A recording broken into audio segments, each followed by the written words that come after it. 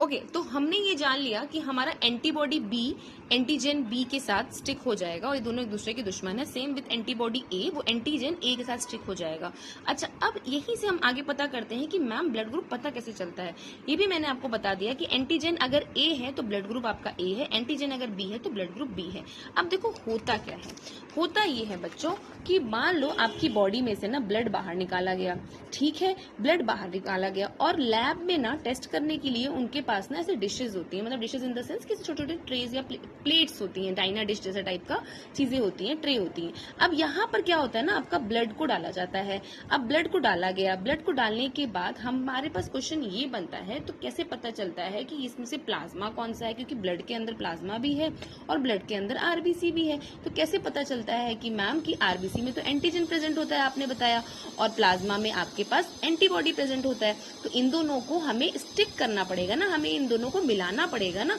तभी तो हमारे पास इन दोनों को अगर मैं जोड़ूंगी तभी तो हमें पता चलेगा कि हमारा ब्लड ग्रुप क्या है। कैसे, अगर ये इसके साथ जाके स्टिक हो गया तो ब्लड ग्रुप बी है, अगर ये इसके साथ जाके स्टिक हो गया तो तो ब्लड ग्रुप ए है, मतलब कि एंटीजन ए के साथ एंटीबॉडी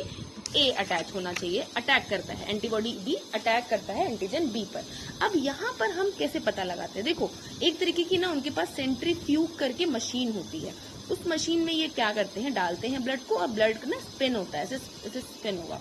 ऐसे होने के बाद जो हेवियर पार्ट होगा, जो थोड़ा सा हेवियर पार्ट होगा वो नीचे जाके सेटल हो जाएगा, ठीक है, जिसको हम आरबीसी बोलते हैं। आरबीसी बेसिकली चंक्स जैसे होते हैं ना, छोटे छोटे चंक्स जैसे होते हैं। और आपका जो लिक्विडी पार्ट होता है जिसको हम प्लाज्मा बोलते हैं वो ऊपर तैरेगा और इसमें एंटीबॉडी प्रेजेंट होगा और इसमें एंटीजन प्रेजेंट होगा,